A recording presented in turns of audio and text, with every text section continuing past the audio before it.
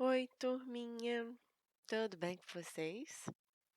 Hoje nós vamos ter uma aula de história que vai nos falar um pouquinho mais sobre a cidade, o trabalho e a indústria, já que nós vimos em aulas passadas que aos poucos as indústrias foram tomando posse no Brasil, as indústrias foram crescendo, o trabalho dos operários também foi aumentando, as cidades foram sendo formadas, muita urbanização. Então, agora nós vamos continuar sobre isso. E a nossa aula hoje vai estar baseada no nosso livro de história, das páginas 112 a 117. Vamos começar nas páginas 112 e 113, com o tema Cidade, Trabalho e Indústria. Há cerca de 130 anos, diversas cidades brasileiras passaram por um processo de amplo crescimento. Isso se deu por conta da concentração de um grande número de indústrias em algumas cidades, por exemplo, do Rio de Janeiro e São Paulo. Então, crianças, como São Paulo e Rio de Janeiro, eles agregavam um número muito grande de indústrias, então as cidades brasileiras, elas começaram a crescer, já que muitas pessoas vinham para poder trabalhar nessas indústrias. No Rio de Janeiro, que era um centro político e financeiro do país, parte da riqueza que era obtida com o comércio internacional foi investida nas atividades industriais. Tá vendo, crianças? O Rio de Janeiro, ele já até praticava o comércio internacional. Comércio internacional é fazer vendas para fora do país, fora do Brasil. E o Rio de Janeiro já estava fazendo isso. O mesmo ocorreu com os lucros da exportação de café em São Paulo. A cidade de São Paulo também fazia esse comércio internacional. Com a instalação das fábricas, a configuração das cidades se transformou rapidamente. Olha o que aconteceu, já que as fábricas, as indústrias estavam aumentando. Muitas pessoas se mudaram para as cidades em busca de trabalho, novas redes de transporte, como por exemplo as ferrovias começaram a se desenvolver. Então eles iam se mudando de acordo com a necessidade que eles tinham de trabalhar. Como as cidades do Rio de Janeiro e de São Paulo estavam crescendo muito, porque já tinham muitas indústrias, já tinham muitas fábricas, muitos se mudavam para lá. Fios, tecidos, peças de vestuário eram os principais produtos dessas fábricas. Eram produzidos também diversos artigos para o consumo cotidiano. Eles mesmos produziam alimentos nas fábricas, alimentos, sabão, velas, chapéus, vidros, ferramentas, instrumentos de metal, entre outros. Com as fábricas, surgiram novas relações de trabalho e modos de viver. O acesso à alimentação, porque era mais fácil, a moradia foi ampliado, as formas de lazer dos trabalhadores também sofreram grandes mudanças, porque começaram a surgir clubes para os operários poderem ter o seu momento de lazer, surgiram os parques, surgiram os espaços que eles podiam se recrear, e ficava isso, só ficava restrito só aos fins de semana. Dia de semana eles não podiam ter esse lazer, porque dia de semana eles tinham que trabalhar nas indústrias e nas fábricas. Mas no fim de semana aconteceu o surgimento dos clubes para eles poderem descansar um pouco a cabeça, para eles poderem ter um momento de lazer. Então vamos para as atividades na página 113. A número 1 fala: de acordo com a tabela a seguir, o que aconteceu no Brasil entre 1907 e 1920. Primeiro vamos ver o que essa tabela aqui nos mostra. Ó. O título dela é Indústrias no Brasil, de 1907 a 1920.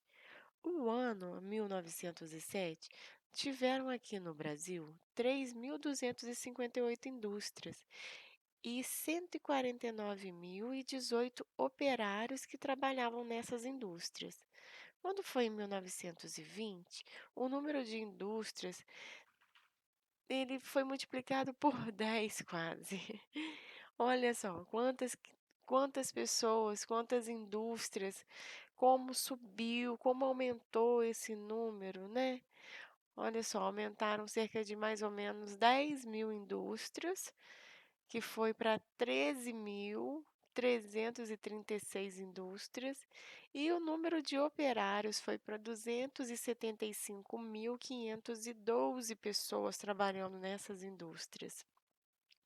Então, o que nós podemos perceber nessa tabela? Nessa tabela, nós podemos perceber que o número de fábricas e o número de operários cresceu muito, todos dois cresceram muito no Brasil. E em 13 anos, o número de indústrias cresceu 4 vezes e o número de operários quase que duplicou.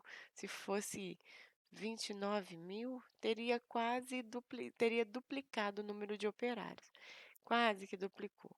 Então, realmente aumentou e cresceu muito o número de indústrias e o número de operários no Brasil.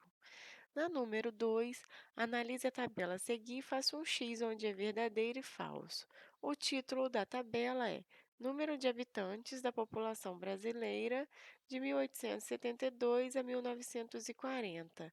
Aqui são os anos e aqui são as populações nessas cidades. Na cidade de Manaus, nós tivemos 29.334 habitantes em 1872, em 1890 ele cresceu, 1900 também cresceu, 1920 cresceu, 1940 também cresceu. No Rio de Janeiro também, olha, o crescimento foi muito grande. E na cidade de São Paulo também cresceu muito com o passar dos anos. Agora a perguntinha da letra A é: entre 1872 e 1940, a população de Manaus reduziu? O que vocês acham? Olha só os números. Reduziu? Não, então essa resposta é falsa.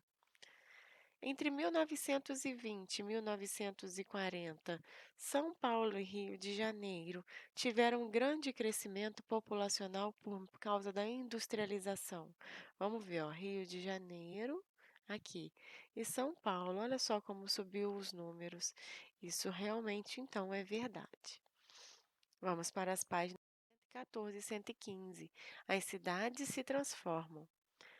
O número de habitantes das cidades aumentou, assim como a oferta e o consumo de vários tipos de produtos. Essa nova população que foram para as cidades em busca de transporte, moradia e trabalho, eles já necessitavam de mais coisas. Necessitavam de moradias, mais transporte, mais educação, mais saneamento básico, porque muitos não tinham condições de viver nas melhores casas, nos grandes centros, viviam mais nas periferias, que eram mais baratas, né, mais afastados dos centros da cidade. E aí, nas regiões centrais, começaram a surgir as moradias coletivas para poder sustentar essa necessidade que a população estava tendo. Muitos habitantes viviam nessas comunidades, passaram a viver nessas comunidades coletivas. Essas comunidades coletivas eram assim: famílias inteiras dividiam um pequeno cômodo, com pouco ou nenhum acesso de água, esgoto e ventilação. Mas o importante é que pelo menos eles estavam mais centrados na cidade, nos grandes centros da cidade, nas regiões mais centralizadas. Em bairros mais distantes do centro, foram construídas fábricas. No entorno dessas indústrias, começaram a surgir as vilas e os bairros operários que abrigavam esses trabalhadores que ainda não tinham lugar fixo para morar, alguns morando nessas moradias coletivas. Outros foram morar nessas vilas e nesses bairros operários que começaram a existir com o passar do tempo, tá? Isso não foi de repente. Foi com o passar do tempo, nos bairros mais distantes, onde tinham fábricas, começaram a construir bairros mais perto para poder a pessoa que trabalhava na fábrica ou naquela indústria pudesse morar mais perto do seu trabalho. Nas cidades foram criadas novas escolas. Porém, era muito comum que filhos de operários encontrassem dificuldade para frequentar a escola, porque muitas crianças começavam a trabalhar cedo. Mesmo que na vila que eles moravam ou no bairro industrial que eles moravam tinha escola, muitos deles não podiam frequentar a escola, por causa do trabalho, que tinha que trabalhar muito cedo, começava a trabalhar cedo. Novos caminhos, ruas, avenidas e redes de transporte precisaram ser criadas ou ampliadas para dar conta da circulação de tantas pessoas e produtos. E aí, aquelas ruas de terra, igual vocês estão vendo aqui na figura, olha só, um calçamento que foi começado no ano de 1900, as ruas eram todas em estrada de chão, começaram a ser calçadas para poder ter circulação de bonde e de automóvel. Há mais de 120 anos, os automóveis eram novidade, considerados objetos de luxo e acessível apenas a poucas pessoas. Então, foi crescendo aos poucos, as cidades foram se transformando, foram tendo moradias coletivas, foram surgindo os bairros onde era bairro distante, foram surgindo novas vilas, foram surgindo as escolas nessas vilas. As cidades que eram de estrada de chão começaram a ser calçadas, então foi se transformando, houve a modificação com o passar dos anos. A número 3. Marque com um X as principais mudanças ocorridas nas cidades durante o início da industrialização no Brasil. Houve o declínio das ferrovias, ou seja, as ferrovias deixaram de ser muito procuradas? Não, pelo contrário, houve um aumento das ferrovias. Houve uma modificação do calçamento e o traçado das ruas? Sim, houve, começaram a ser calçadas. Houve a construção de vilas operárias próximos às fábricas? Sim, houve. Houve um aumento do número de habitantes que trabalhavam nas indústrias, nas fábricas, e aí eles foram para a cidade e começou a aumentar o número? Sim. Houve o crescimento da rede de transporte? Sim, tanto que as ruas foram calçadas para poder ter mais bondes e mais automóveis. Na número 4 pede para vocês observarem essa figura. Nessa figura aqui, a letra A pergunta: quem são essas pessoas retratadas na imagem e qual é a faixa de idade delas? Bem, aqui nós vemos pessoas operárias, gente, pessoas que estavam saindo da fábrica no final da jornada de trabalho. Mas aqui a gente consegue ver crianças, jovens, adultos que trabalhavam nessas fábricas. Então, na fotografia são retratados operários e operárias saindo de uma fábrica no final de uma jornada de trabalho. E entre eles estão adultos, jovens e crianças. Letra B pergunta: como são a roupa e os calçados usados por essas pessoas? São iguais ou diferentes dos atuais? Nós vemos aqui que possui um pouco de diferença, né? Então, nós podemos escrever assim: as mulheres usavam saias e vestidos, os homens calça comprida, camisa, casaco, chapéu, boné, e as crianças que trabalhavam nas fábricas, na maioria eram meninos, e eles usavam calças curtas, casacos e bonés. E poucos tinham sapato, algumas crianças ficavam descalços. A maneira de vestir deles não era igual à nossa, era diferente da atual. Na página 116 e 117, o fim do trabalho infantil. A origem da exploração do trabalho infantil no Brasil remete à própria história do país. Há centenas de anos era possível encontrar crianças, tanto entre trabalhadores livres quanto escravizados. As crianças trabalhavam muito aqui no Brasil. Com o início da industrialização, cerca de 130 anos atrás, o trabalho infantil continuou a ser explorado. Na cidade de São Paulo, no ano de 1919, mais de um terço dos trabalhadores das fábricas de tecido eram crianças. Olha que triste, olha. Crianças trabalhando, cerca de um terço das crianças trabalhando na cidade de São Paulo. Elas trabalhavam em longas jornadas, de 12 a 14 horas por dia, sem descanso, coitadinha delas, e às vezes até no período noturno, e sujeitas a acidente, porque ficava com sono, podia acontecer acidente lá dentro da fábrica. Nos anos de 1920, o trabalho de crianças menores de 12 anos de idade passou a ser proibido, graças a Deus, né, crianças? As crianças menores de 12 anos não podiam mais trabalhar, foi proibido.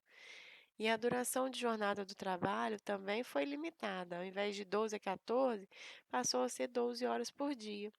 Mas esses limites raramente eram respeitados. Ao longo do tempo, novas leis e projetos foram realizados para que a exploração do trabalho infantil fosse erradicada, ou seja, fosse acabada, fosse proibida de vez. Hoje, o trabalho de menores de 16 anos de idade é proibido. Que bom, né? Ainda bem que as crianças de menores de 16 anos não podem trabalhar, salvo nos casos em que um adolescente, a partir de 14 anos, exerça a função de aprendiz, que nós vemos na televisão. Muitos jovens são chamados para poder fazer parte do projeto Jovem Aprendiz. Isso aí não é proibido, tá? O trabalho infantil ainda é uma realidade no Brasil, apesar de ser proibido. Para sobreviver ou ajudar a família, muitas crianças trabalham nas ruas, nas carvoarias, nas plantações, realizam trabalhos domésticos, engraxam sapatos. E em 2015, cerca de 6,6% das crianças e dos adolescentes entre 5 e 17 anos trabalhavam. Isso em 2015, gente, pertinho de nós, pertinho de 2020, olha só. Ainda tinha uma porcentagem de 6,6 crianças e adolescentes trabalhando. Mais da metade deles eram empregados em atividades agrícolas. Até foi feita uma campanha de combate ao trabalho infantil, olha só, pela Organização Internacional do Trabalho, em 2014, Cartão Vermelho ao Trabalho Infantil. Número 1. Como era a rotina das crianças que trabalhavam nas fábricas no início do processo de industrialização no Brasil? Bom, nós vimos que eles trabalhavam sem intervalo, de 12 a 14 horas por dia, e às vezes à noite também estavam sujeitas até a acidentes de trabalho, porque ficavam com soninho, mas tinham que estar lá trabalhando. Então era realmente uma rotina muito cansativa. Número 2. Observe a tabela abaixo e responda as questões a seguir. O tema da tabela é Taxa de Trabalho Infantil no Brasil de 1997 a 2008. E aqui nós vimos que em 1997, em 100 trabalhadores, 17 eram crianças. Em 2001, em cada 100 trabalhadores, 13 eram crianças, foi diminuindo. Em 2008, em cada 100 trabalhadores, 9 eram crianças, isso de acordo com o IBGE, no ano de 2009. Então, na letra A, pergunta quantas crianças a cada 100 trabalhadores trabalhavam no ano de 1997? Bom, de 100 crianças, 17 eram crianças. De 100 trabalhadores, 17 eram crianças. E no ano de 2008, em 100 trabalhadores, 9 eram crianças, então diminuiu. Segundo o texto, qual a porcentagem de crianças? Bom, cerca de 6,6% das crianças e dos adolescentes entre 15 e 17 anos de idade trabalhavam em 2018. Viu? Essa era a porcentagem de crianças e adolescentes que trabalhavam no ano de 2015. A partir das informações da tabela e do texto, o que se pode verificar sobre o trabalho infantil no Brasil? Bom, nós podemos verificar que o trabalho infantil no Brasil era maior no passado. Conseguiu, assim, igual a gente está vendo aqui, conseguiu diminuir ao longo dos anos. Mas o trabalho infantil ainda continua, né? Apesar de ter diminuído, ainda existe crianças empregadas no Brasil. E isso é uma coisa muito preocupante, porque criança tem que estudar e não trabalhar. Tudo tem seu tempo, certo? Então, essa é a nossa aula de hoje de história. Espero que tenham aprendido. Qualquer dúvida, não deixe de entrar em contato comigo. Eu aguardo vocês. Até a próxima aula. Um beijo no coração de todos.